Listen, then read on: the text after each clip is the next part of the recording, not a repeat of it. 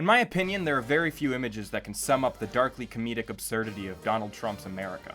You got Jake Angeli's horny shaman cosplay at the Capitol riots, the notorious silver-plattered fast food banquet, the gun-toting, yee-haw-hootin' Mark and Patricia McCloskey. Patricia looks like the stock photo of the grandma with the gun. But above all, the picture that makes me think that the country should have thrown in the blood, sweat, and beer-soaked towel a long time ago is this picture of Magnus Dyrhydien, donning his infamous Confederate fursuit. Naturally, a picture like this makes you ask some questions. Who is this guy? Who made this suit for him? Where is he now? Was or wasn't he involved in a chemical attack that hospitalized 19 people? Okay, maybe you weren't wondering that last one, but now you definitely are. So let's uncover the bizarre truth of the Confederate Furry, here at Paraphiliology, where we make love, not kink shaming.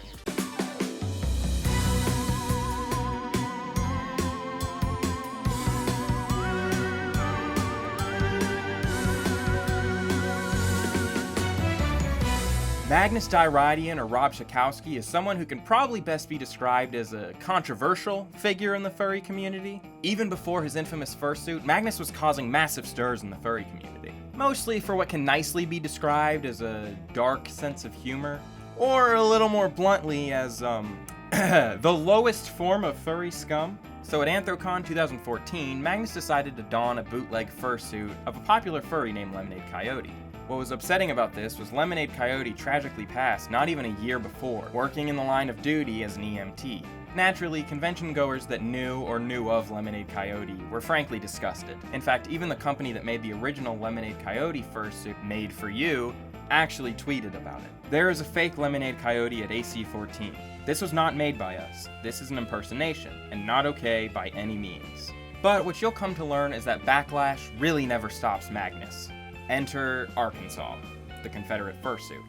At this point, you're probably assuming that Magnus is just some troll who jumps at any opportunity for good or bad press. But the story behind the fursuit is actually a lot darker than that, particularly when you take into account Magnus's ties with alt-right furry group, the Furry Raiders. Yep, furry hate groups. That's a whole nother can of worms I'm gonna have to open later. In short, the Furry Raiders are a group whose goal is to help improve the furry fandom by providing resources and services so everyone has equal opportunity. Which really doesn't sound so bad until you take into account the group's affinity for Nazi iconography, and the group's founder's child grooming and bestiality charges. Who is the founder, you might ask? Well, his name is Foxler. His persona is literally a combination of a fox and Hitler. Yeah, Furry Hitler. Furry Hitler, everyone! Furry Hitler. Because of course. While Magnus isn't personally a furry raider, the fursuit was the combined effort of Magnus and his roommate Ricardo Nightwing. Ricardo Nightwing being a furry raider, and is the guy who took the original picture that made the rounds on the internet.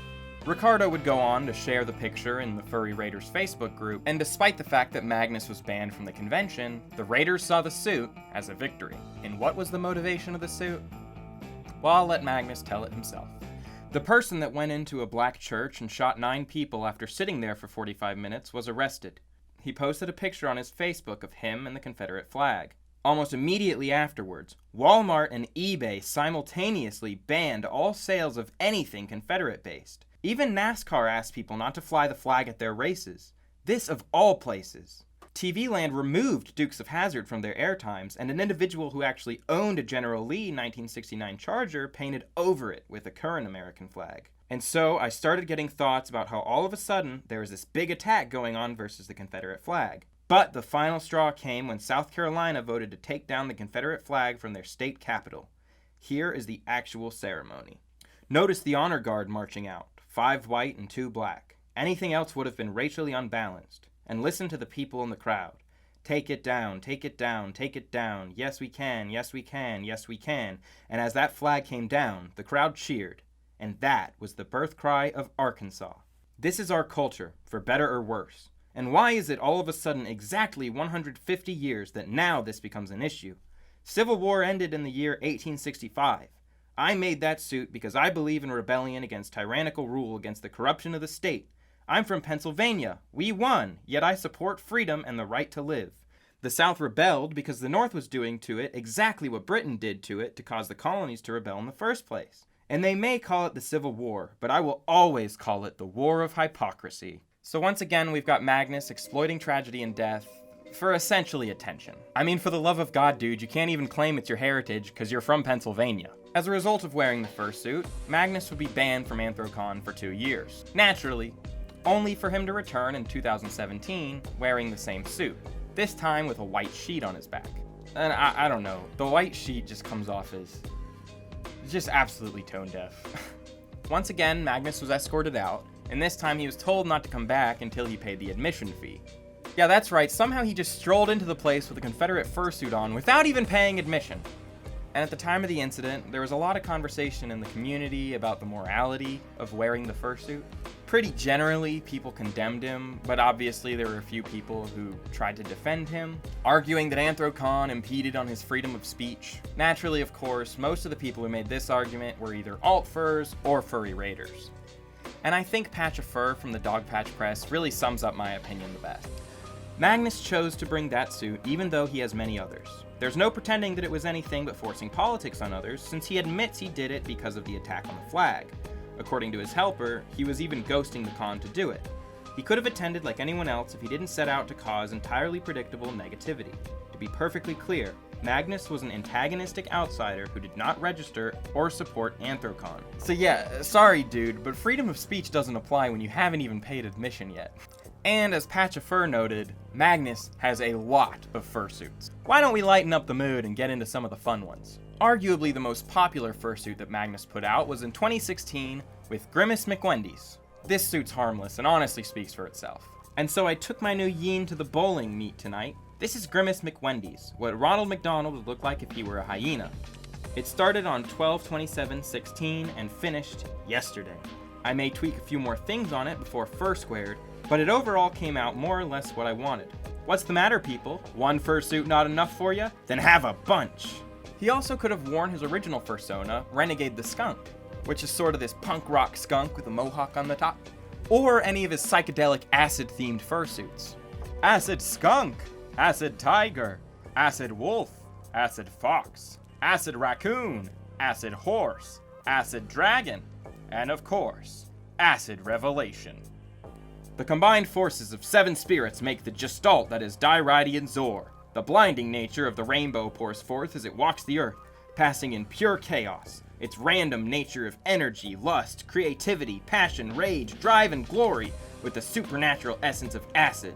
The incredible behemoth is second to none in design, yet somewhat cumbersome. Look, all I'm saying is the guy had options. Some of them weren't the best options, but he had options. Magnus would naturally find himself in hot water once again in 2017, this time not at Anthrocon, but at Midwest Fur Fest. Once again, let's hear his side. Okay, here we go. On Friday afternoon, a fursuit made up to look like the Baron Hindenburg, pre-World War I with no relation to any Nazis, was seen entering the Hyatt Regency Hotel in Rosemont, Illinois. The suitor in question walked around the escalators, the hotel lobby, and the open area around the elevators on the second level, making absolutely no references to Adolf Hitler, the Third Reich, and at no time ever was heard to utter any phrases in support of the 2 previous items. After a time, the suit was stopped by what appeared to be members of the Midwest Fur Fest staff. "Excuse me, sir, would you please come with us?" "No, I'm leaving." "Oh, no, you're not!" At this point, said suitor then attempted to leave, and the convention staff attempted to blockade the suitor from leaving the hotel. The suitor then proceeded to force his way past the blockade, which was made more difficult as the blockade was formed by convention staff holding hands. Upon making his way outside, the suitor was then followed by a member of the convention staff into the street, where the suitor collapsed on his own and waited for the police to arrive and offer assistance. The suitor was then arrested and detained for a short while and released. Questions. Does the convention have the right to keep people from leaving the hotel? Where exactly is the convention space? Where does it begin and end? Why were the police not called to deal with the situation beforehand? And this is the side of the story from a first-hand witness. In case you haven't noticed yet, the suitor is him. Patch of Fur would go on to cross-examine this story with that of Kalervo, who had this to say. "Yeah, that's not at all what happened. I didn't see any salutes as I was outside, but I did see his run. Con staff didn't appear to be blocking him at all. A congoer did try to stop him when he ran on the doors, but at no point did I see the constaff actually try to blockade him, much less form a human wall. He got into a shoving match with the congoer, and once he shoved them aside, he ran off with the constaff trying to catch up to him. As for the bit about shouting Nazi slogans, Sieg Heil was about all I heard. Since I was outside, I only really caught the aftermath. Can't really say for sure if it was 100% the suitor that shouted it. I mean, come on, dude. That's like when your sibling, does this. I'm not touching you. I'm not touching you. Why are you mad at me? I'm not touching you. I'm not touching you. Once again, he's just looking for a reaction. But what I don't think he expected was that he was going to be stripped of all his clothes and hauled into the back of a cop car. Even I'll admit that was excessive force. At the very least, the guy deserved a change of clothes. But then again, talk about poking the bear. I'm not touching you. I'm not touching you, no. And now it's time to really get into the big ol' furry elephant in the room. The 2014 Furfest chemical attack. Yes, we're going back in time, but I kind of wanted to show you what kind of guy Magnus was all along, and just sort of what the community has come to expect from him. There is no known culprit of the 2014 Midwest Furfest attack. There's just a few suspects, and obviously I'm focusing on Magnus in this video. But I want to make absolutely clear that the culprit is not confirmed. So before I get into the evidence, please don't harass Magnus. Don't attack Magnus. Don't generally pester Magnus.